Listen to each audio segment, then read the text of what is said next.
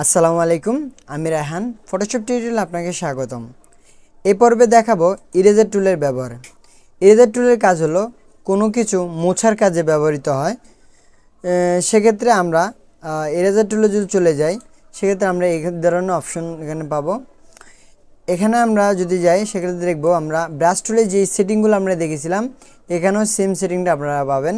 এখানে সাইজ বড় ছোট করার অপশন আছে, হার্ডনেস কম বেশি করার অপশন আছে, আর এখানে ব্রাশের বিভিন্ন ধরনের ডিজাইন দেওয়া আছে, আপনারা চাইলে ব্যবহার করতে পারেন। এখন আমরা যদি ব্রাশ টুল এবং ইরেজার টুলের পার্থক্যটা বুঝতে চাই, সেক্ষেত্রে আমরা ব্রাশ টুলে যখন আমরা ব্যবহার করেছিলাম, সেক্ষেত্রে ফরগ্রাউন্ডে যে কালারটা থাকবে সেই কালারটা আমাদের এখানে পেইন্ট হয়েছে। কিন্তু আমরা যখন ইরেজার টুলটা সিলেক্ট করব, সেক্ষেত্রে আমাদের যে ব্রাশ আকারে এইখানে যে ব্যাকগ্রাউন্ড আছে, ব্যাকগ্রাউন্ডটা রিমুভ করবে। সেক্ষেত্রে আমরা এখানে একটা লেয়ার কপি করে নিই, আইটা অফ করে দিব যাতে আমাদের ইরেজটা বোঝা যায়।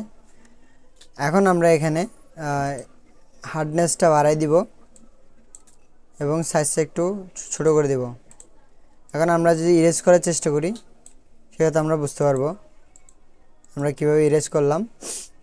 এখান থেকে চাইলে আপনি হার্ডনেস কমেও ইরেজ করতে পারেন এবং জিরো করে দিতে পারেন, এভাবে করে এটা ইরেজ হবে। এরপরে চাইলে আপনি এখানে বিভিন্ন ধরনের ব্রাশ টুল ব্যবহার করো, এই যে ব্রাশ টুলটা ব্যবহার করো, ওই ব্রাশ টুলের মাধ্যমে আপনি ইরেজ করতে পারবেন। এরপরে আমরা মুড অপশনে যদি যাই, এখানে আমরা তিনটা মুড দেখব। ব্রাশ মুড, ব্রাশ আকারে এটা রিমুভ করবে বা ইরেজ করবে। এরপরে আমরা দেখব পেন্সিল, এটা হলো পেন্সিল মোডে রিমুভ করবে। আর এটা হলো ব্লক, ব্লক হলো এরকম বক্স আকারে এটা রিমুভ করবে। আপনারা যদি শিপ চেপে ধরেন, সেক্ষেত্রে এটা সোজা একভাবে ইরেজ করবে, আর এদিকে যদি টান দেন, সেক্ষেত্রে এদিকে লাইন সোজাভাবে ইরেজ করবে।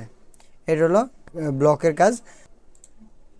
ব্রাশ আর পেন্সিলের মধ্যে পার্থক্য হলো পেন্সিলে এন্টিলেসটা অফ করা থাকে আর ব্রাশে অন করা থাকে।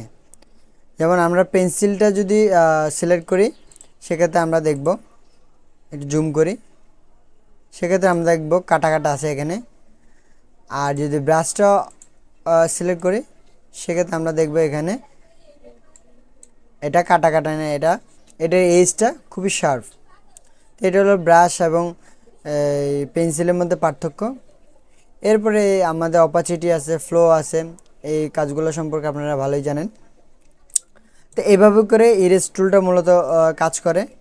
তা আশা করি বুঝতে পারছেন যে ইরেজ টুলটা কীভাবে ব্যবহার করতে হয়। তো দেখা হচ্ছে পরবর্তী ক্লাসে।